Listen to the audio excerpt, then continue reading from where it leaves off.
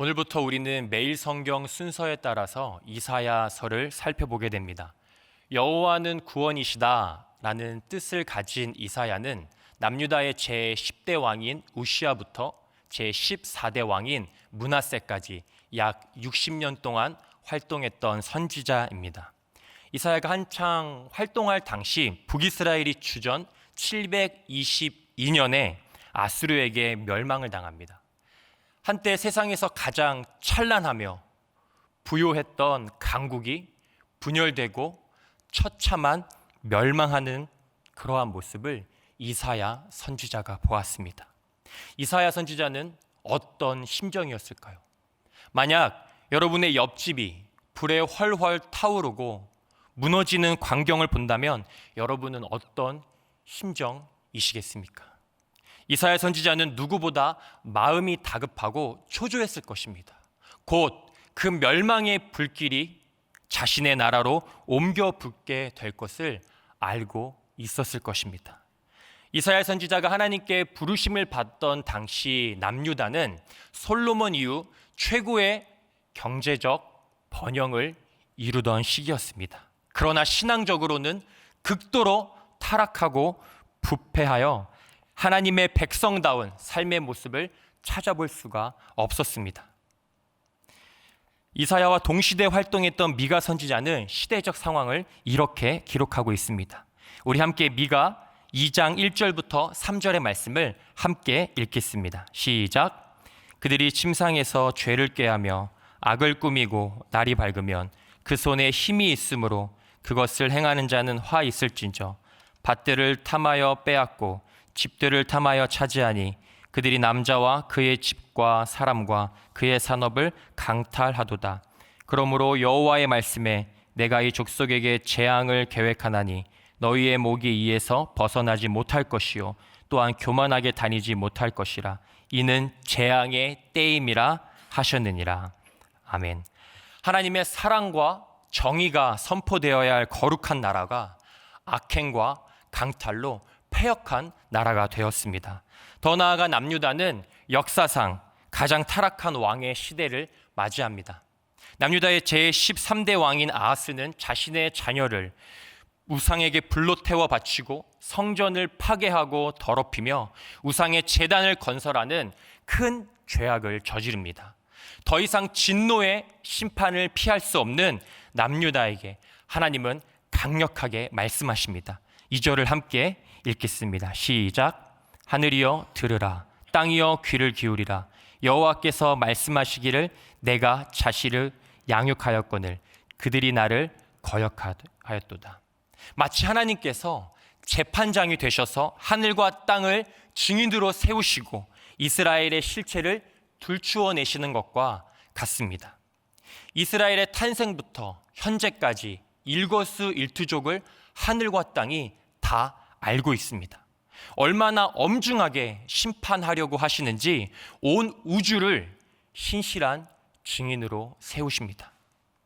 그런데 이어지는 하나님 말씀에 참 가슴이 아려옵니다. 저는 이 2절 말씀에 꽤 오랜 시간 묶여 있었습니다. 오늘 본문이 20절까지 꽤 많은 양이기 때문에 이 많은 양의 이 분량의 설교를 써 내려가야 되는데 이 2절이 저를 붙잡고 놓아주질 않았습니다. 왜 그랬을까요? 하늘과 땅을 불러 세우시고 하시는 첫 말씀이 여러분 내가 자녀를 양육했다입니다. 내가 자녀를 양육했다. 이 엄중한 심판, 하늘과 땅을 불러 세우시고 아주 신랄하게 재판하는 이 과정 속에 하나님의 첫 말씀이 내가 자녀를 양육했다라는 것이죠. 창조주로 심판자로 절대자로 만왕의 왕으로서가 아니라 지금 아버지로서 말씀하고 계신다는 것입니다. 하늘과 땅을 불러 세우시며 이스라엘의 죄를 낱낱이 밝히는 이 엄중한 심판의 재판장이 아버지라는 것입니다. 자녀의 잘못과 죄에 대하여는 분명한 징계가 있겠지만 이 재판은 결국 사랑으로 시작하여 사랑으로 끝난다는 것을 우리는 알 수 있습니다. 어릴 적 부모님이 매를 드신 다음에 부어있는 종아리나 엉덩이에 약을 발라주셨던 기억이 있습니다. 사실 그때는 전혀 이해가 안 됐습니다. 이렇게 후 하면서 약 발라주실 거 왜 때리시는지 전혀 이해가 되지 않았습니다. 철이 얼마나 없었던지 저의 잘못은 온데간데 없고 부모님만 원망하는 그런 시기가 저에게 있었습니다. 그런데 이제 자녀를 낳고 부모의 마음을 조금씩 알아갑니다. 엄중한 징계일수록 자녀에 대한 사랑은 확실하다라는 것이죠. 다시는 자녀가 잘못하지 않도록, 다치지 않도록, 앞으로는 더 잘 되도록 사랑의 마음이 듬뿍 녹아져 있다는 것입니다. 그리고 잘못에 대하여 마땅한 징계를 했음에도 불구하고 오히려 부모가 가슴 아파하고 미안해하는 그 심정이 아버지요 부모라는 것입니다. 오늘 그렇게 하나님께서 이스라엘 백성을 대하고 계시는 것이죠. 우리는 이사야서뿐만 아니라 선지서 전체에서 하나님의 진노와 무서운 심판에만 집중하는 것이 아니라 그 속에 담긴 하나님의 무한하신 사랑을 발견할 수 있어야 합니다. 전능하신 하나님 아버지는 자녀인 이스라엘에게 모든 필요를 공급해 주셨고 보호해 주셨으며 선한 길로 인도해 주셨습니다. 이에 대한 자녀의 반응은 마땅히 부모를 공경하고 존중하며 순종의 태도를 갖춰야 합니다. 그러나 자녀인 이스라엘은 거역했습니다. 3절에서 하나님은 이스라엘이 얼마나 무지하고 저급한 삶이었는지 소와 나귀도 너희처럼은 하지 않는다라며 짐승과 비교하시며 탄식하십니다. 그리고 하나님 말씀에 이어 이사야 선지자는 5절과 6절에서 이스라엘의 상태를 마음과 발바닥 그리고 머리까지 성한 곳이 없는 병든 육체와 비유합니다. 이스라엘의 삶은 거룩한 제사장 나라로서 여호와 하나님을 만방에 선포하는 선교적 사명을 감당해야 합니다. 그러나 이스라엘은 제 기능을 발휘하지 못하는 병든 육체처럼 선교적 사명을 완전히 상실했습니다. 또한 이스라엘의 상태를 소돔과 고모라와 비교합니다. 만약 만군의 여호와께서 은혜를 베풀어 주지 않으셨다면 남유다는 소돔과 고모라처럼 완전히 멸망했을 것이라고 말합니다. 창세기 19장에 기록된 것처럼 소돔과 고모라는 심각한 죄악으로 말미암아 하나님께 심판을 받은 가장 대표적인 도시들입니다.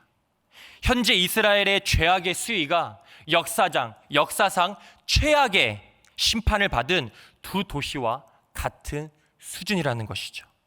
이에 이사야 선지자는 10절 말씀을 통해 패역한 이스라엘이 여호와의 말씀과 법을 순종하고 따를 것을 촉구합니다. 당시 남유다는 모범이 되어야 할 관원들, 즉 지도자들부터 타락하고 부패했습니다. 이들은 선지자와 하나님을 배척하고 이방 국가와 연합하며 자신들의 안위를 도모했습니다. 또한 하나님의 말씀 대신에 인간적인 지식과 이기적인 삶으로 각종 정책을 결정함으로써 거룩하신 하나님의 뜻을 거역했습니다.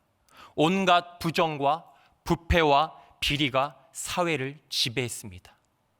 지도자들의 악행은 그대로 백성들에게까지 이어지게 되었고 남유다 전체는 오염되고 변질되었습니다.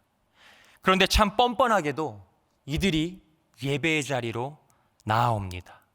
일상이 처참하게 무너졌는데 어떻게 하나님께 드리는 예배가 구별되고 거룩할 수 있겠습니까? 이사야 선지자는 신랄하게 비판합니다. 11절을 함께 읽겠습니다. 시작. 여호와께서 말씀하시되 나는 순양의 번제와 살찐 짐승의 기름에 배불렀고 나는 수송아지나 어린 양이나 수점수의 피를 기뻐하지 아니하노라. 하나님께서 연락하시는 예배는 1년 된 송아지, 천천의 순양, 만만의 강물 같은 기름 등 무수한 제물에 있지 않습니다. 하나님께서 제사를 제정하신 목적은 죄를 해결하기 위해서는 반드시 희생이 따른다라는 사실을 가르치며 이스라엘 백성들로 하여금 거룩한 삶을 살도록 하려는 것에 있습니다. 그러나 이스라엘은 제사의 본질을 망각하고 형식적으로만 지킬 뿐이었습니다. 더욱이 이렇게 제사를 통해 지난날 자신의 모든 죄가 다 용서받았다고 믿었습니다. 마치 면죄부와 같은 것이죠. 삶의 고백과 진심이 담기지 않은 이러한 제사, 이러한 예배는 하나님께서 가증히 여기신다고 13절에 기록하고 있습니다. 이사야 선지자는 이어서 13절 후반부와 14절에서 이스라엘이 지키는 절기에 대해서도 비판합니다. 하나님께서 절기를 제정하신 목적은 과거 하나님께서 조상들에게 베푸신 은혜를 기억하며 이스라엘이 거룩한 하나님의 백성으로서 정체성을 분명히 하기 위해서입니다. 그리고 평소에도 그래야 하겠지만 절기의 기간만큼은 더욱 거룩하고 정의를 행하고 사랑을 고백하는 삶을 살아야 됩니다. 오늘날 우리에게 고난주간만큼은 이러한 모습을 위해 더욱 노력하지 않습니까? 그런데 이스라엘은 절기에도 여전히 악을 행하며 하나님의 은혜와 사랑을 완전히 업신여겼습니다. 멸망의 심판을 받아야 마땅한 이스라엘에게 하나님 아버지는 또 은혜를 베풀어 주십니다. 이사야 선지자는 16절과 17절을 통해 죄악에서 돌이켜 거룩한 하나님의 백성이 될 것을 촉구합니다. 이 정도 수준이라면 절대 회복과 용서가 없을 것 같은데 아버지 되시는 하나님은 여전히 자녀를 향한 긍휼과 사랑의 마음을 갖고 계셨습니다. 이것이 저와 여러분, 우리의 하나님이십니다. 그리고 이스라엘이 실천해야 할 구체적인 항목이 17절에 열거됩니다. 이것을 종합하면 정의와 공의로운 삶입니다. 언제나 정의로운 하나님의 말씀을 준행하는 삶, 그리고 사회적으로 윤리적으로 사랑과 선행을 실천하는 삶입니다. 이사야와 동시대 활동했던 미가 선지자도 이렇게 말합니다. 구약의 황금률이라고 하는 미가 6장 8절을 함께 읽겠습니다. 시작. 사람아, 주께서 선한 것이 무엇임을 내게 보이셨나니 여호와께서 내게 구하시는 것은 오직 정의를 행하며 인자를 사랑하며 겸손하게 내 하나님과 함께 행하는 것이 아니냐. 아멘. 이제 마지막 단락인 18절부터 20절은 하나님께서 이스라엘에게 너희의 죄가 아무리 심할지라도 말씀에 순종만 한다면 주홍 같은 죄가 눈과 같이 희게 될 것이라고 선포합니다. 그리고 거절하거나 배반한다면 칼에 삼켜지리라고 엄중히 경고하죠. 심판이 아닌 용서와 회복을 닮은 구원의 말씀을 하고 계신 것입니다. 오늘 이사야 1장 1절부터 20절의 말씀을 통해서 우리 공동체가 오직 구원의 하나님만을 바라보는 은혜와 결단이 있기를 소망합니다. 딱딱하게 굳어지고 갈라져 버린 찰흙처럼 아직도 회복되지 못하고 한 몸을 이루지 못하는 그곳에 아버지 하나님의 눈물이 있기를 소망합니다. 또한 독생자 예수님을 십자가에 죽기까지 내어주시며 우리를 사랑해 주시고 구원해 주시며 온전히 회복시켜 주신 그 은혜가 우리 공동체 곳곳에 묻어나길, 고백되어지길, 선포되길 소망합니다. 또한 개인마다 이사야 선지자와 같이 하나님의 말씀으로 공동체와 이 시대를 비추는 거룩한 사명을 감당하는 우리가 되길 소망합니다. 하나님을 거역하고 정의와 공의가 실현되지 않는 광야와 같은 곳일지라도 이사야 선지자의 고백처럼 주여 내가 여기 있나이다 나를 보내소서라는 고백이 저와 여러분의 삶에 가득하길 소망합니다. 이 시간 기도하며 나아가겠습니다. 오늘 말씀을 통해 개인과 속한 모든 공동체에 회개와 구원의 역사가 일어나게 하시고 회복과 성숙으로 하나님의 영광이 선포되도록, 그리고 개인의 기도 제목을 위해 기도하신 후에 삶의 자리로 나아가겠습니다. 기도하겠습니다. 하나님, 오늘도 우리에게 주신 이 말씀을 붙잡고 구원의 하나님만을 바라보며 나아가는 3일의 모든 성도님들 되게 하여 주시옵소서.